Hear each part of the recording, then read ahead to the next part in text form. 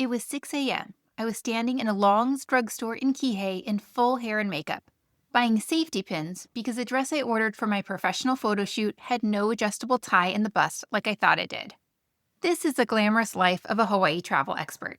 Hi, I'm Marcy. Welcome back to Hawaii Travel Made Easy. People ask me constantly, after 40 plus trips to Hawaii, after 20 years of doing this, what do you actually do when you go? What does your trip actually look like? So here it is, February 2026. My 12-year-old and me, 4 days in Maui, right after 5 back-to-back work days on Oahu. This was not a pack-it-all-in trip. It was one main thing per day, good food, a lot of pool time. And it was one of the better Maui trips I've had in years, which tells you something. We'll get to why, but let's start with the rental car situation.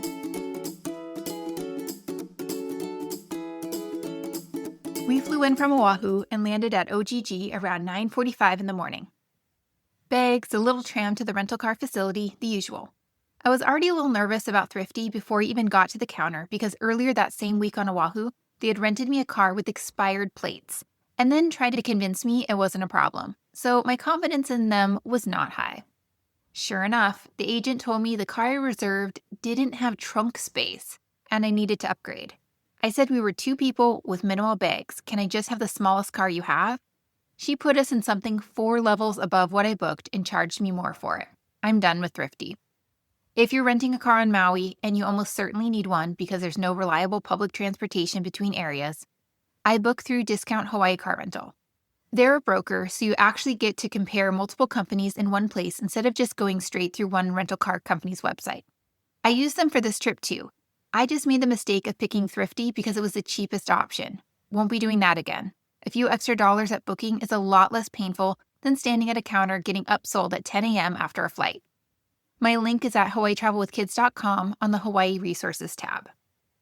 After that, we drove to Haiku to pick up a hakule I had ordered for the photo shoot the next morning. Then stopped at Coconut's Fish Cafe in Kihei for lunch. Best fish tacos on Maui, in my opinion. My son was in a burger mood, so he went next door to Peggy Sue's and came back with a burger, fries, and an Oreo milkshake, and was extremely pleased with himself. We checked into the Hyatt Regency Maui in Kaanapali around 1 p.m. I booked this stay on points, which meant the resort fee was waived. That's real money at this property.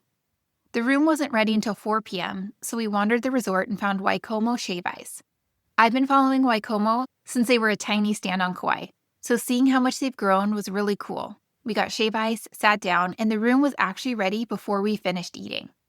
We settled in, spent about 30 minutes troubleshooting the Wi-Fi. Hotel staff fixed it via text in about 2 minutes, which impressed me. And then I went to the resort shops for snacks and drinks. After 5 full workdays on Oahu, that was the entire plan for the evening. We did in-room dining. I got fish and chips. My son ordered a soft pretzel listed at $22, which made me pause. And then it arrived and it was the size of a small dog. He ate the whole thing. Fine. The next morning, I set my alarm for 5 a.m. because we had a 7 a.m. photo shoot in Wailea. Hair, makeup, and that's when I realized the dress had no adjustable tie. So we made a pit stop at Long's drugstore for safety pins at 6 a.m. I had booked a Flytographer session with a photographer named Nicole. This was my 3rd Flytographer shoot on Maui, and I keep going back because the photos are actually usable. The photographers know the light, they know the locations, and the turnaround is fast. Mine came back the next day, which I still find kind of amazing. My son is 12 and not exactly excited about photo shoots, so I made him a deal before we left. He didn't have to be in all of them.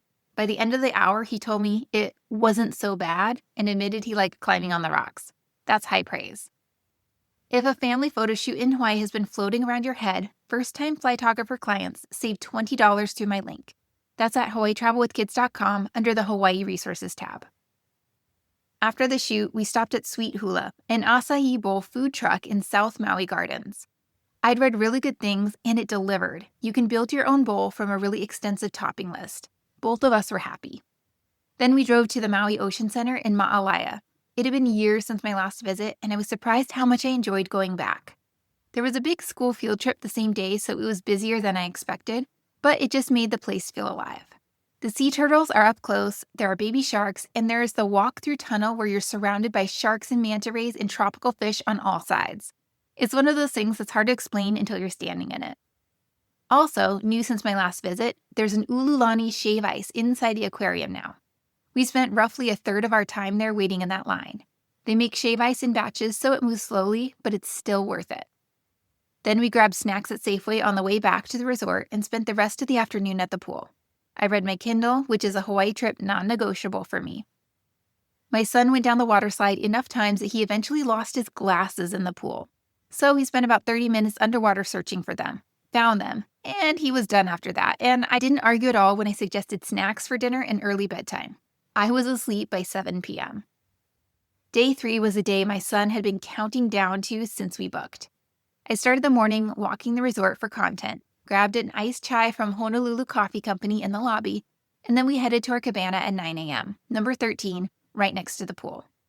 The Hyatt comped the cabana, lunch at Umalu, and our luau tickets as part of my press stay, and I want to be transparent about that. That said, if you're paying out of pocket, a cabana day here is a really nice way to spend a Maui afternoon without going anywhere. My son found pool friends in about 10 minutes, never asked their names. They played together for 3 hours. I ordered poke nachos and a virgin pina colada from Umalu, sat in the shade reading while my Flytographer photos loaded in my inbox. And honestly, it was one of those afternoons where you just can't believe that this is your job. We went up around 2 p.m. to get ready for the luau. And then it rained.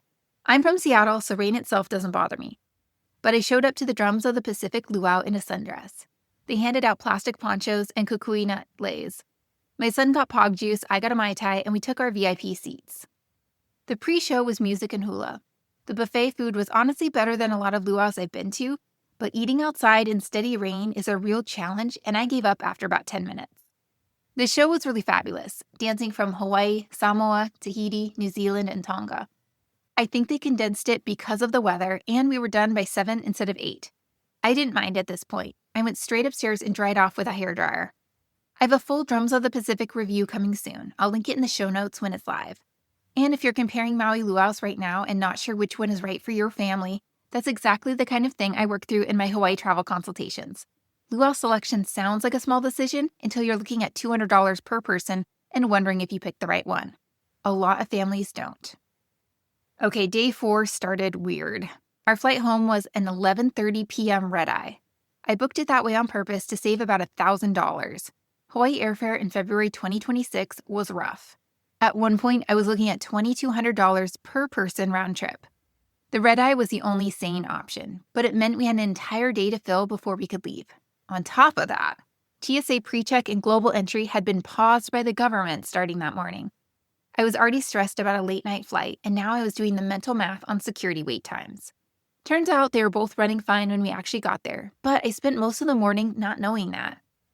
The Hyatt gave us a late checkout at noon, which helped a lot. I walked the property for content and stopped completely when I spotted humpback whales right off the coast in front of the hotel. Humpback season runs roughly November through May, with peak season January through March, so February is a great time to see them. Watching them from the shoreline on your last morning there, it makes it hard to leave. We had lunch at Cafe Ole at the plantation at Maui Tropical Plantation. I booked online at 11 a.m. and got a 12:30 reservation, no problem. One of my favorite restaurants on Maui. I had the sautéed mahi-mahi, which is one of those meals I plan around every trip. If you go, book ahead. Walk-in waits can get long. Then we drove through Makavao town, mostly closed since it was Sunday, hiked part of the Makavao Forest Reserve before turning back, and drove out towards Ulu Palakua Ranch, mostly for the upcountry scenery. Even on a cloudy day, those views are something. We stopped at the Maui Pineapple Store in Hali'imaile. They sell airport-ready Maui Gold pineapple, packaged so it clears TSA, and it's some of the best pineapple in Hawaii. It's worth it. Then Iao Valley State Park. You need a timed entry reservation to visit. Walk-ups are not guaranteed entry, so book ahead through Hawaii's DLNR State Park site. I booked it the same day. It's a quick stop, but one of my favorite places on all of Maui. The Iao Needle, the green cliffs, the stream, beautiful and free once you pay the $5 per person Hawaii transportation fee at the time of the booking. After that, we had hours left and nothing to do with them. Walmart for airplane snacks and drawing supplies for my son, Foodland for Spam Musubi, Costco gas before turning in the rental car. Then the airport 3.5 hours early because everything else in town was closed. Alaska Airlines wasn't even open for check-in when we got there. We stood in line. Pre-check and clear both ran fine, and we made it home. So, what does the expert actually do in Hawaii? She books a slow trip. She eats fish tacos and does one thing a day and reads her Kindle by the pool. She watches her kid lose his glasses in a water slide and find them again. She stands on the shoreline watching whales and doesn't want to leave.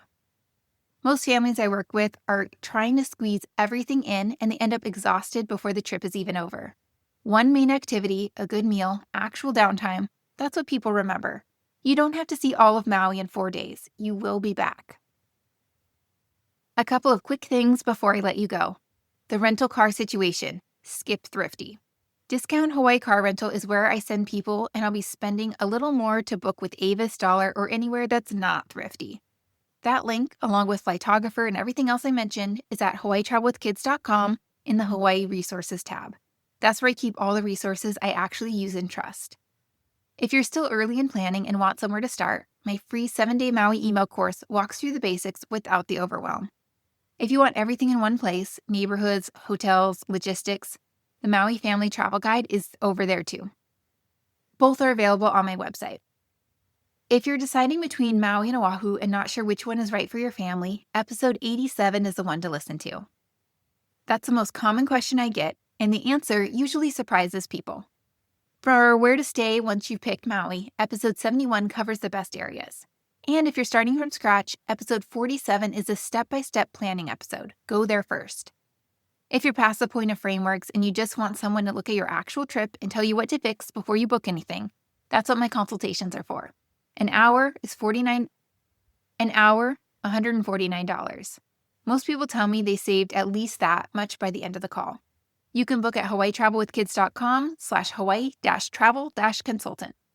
Thanks for listening to Hawaii Travel Made Easy. If this episode helped you, passing it along to someone who's planning a Hawaii trip is the best thing you can do. And I'll see you next week.